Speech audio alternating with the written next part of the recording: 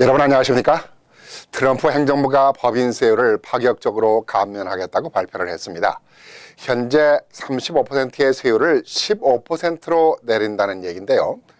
경제는 우리에게 있어서 매우 중요한 부분입니다만은 숫자 노름이어서 세율을 가지고 계산한다는 것이 일반인들에게는 참 복잡하고 머리 아픈 일입니다.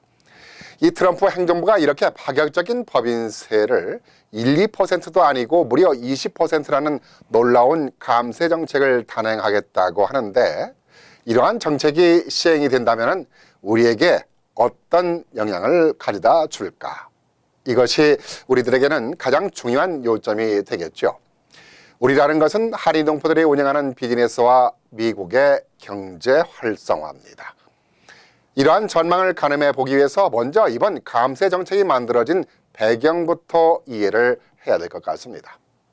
현행 35%의 법인세율을 15%로 감면하고자 하는 정책은 레이건 정부 때 비슷한 시도를 했던 정책입니다. 이를 레퍼 곡선이라고 하는데요. 쉽게 말하면 경제 활성화를 위한 정책이라고 합니다. 경제 전문가들 사이에서는 부자 감세 정책이니 트럼프 자신을 위한 정책이니 하는 논란이 많기도 합니다. 그러나 하나의 결론은 미국의 경제를 활성화시키기 위한 정책의 시도라는 것입니다. 원론적으로 법인세율을 적게 내면 여유 자금이 생기게 되고, 그 여유 자금으로 다양한 분야의 투자가 이루어지게 된다.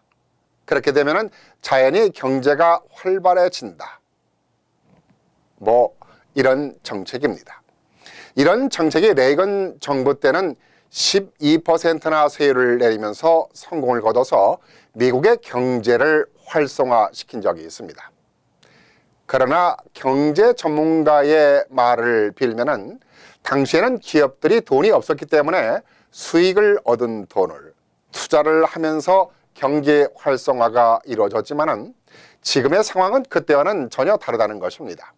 지금은 기업들이 돈이 넘쳐나고 있는데도 불구하고 투자를 안 하고 있는 상황에서 감세를 해준다고 투자가 이루어질 수 있겠느냐 하는 것입니다. 자, 한인 커뮤니티의 소상인들에게는 어떨까요? 양면적인 문제가 있습니다. 매출이 많은 기업은 혜택을 보게 되지만은 반면에 매출이 적은 소상인들에게는 별다른 혜택이 없다는 게 결론입니다. 왜냐하면은 법인세는 매출에 따라 세율 적용을 받고 있었기 때문입니다.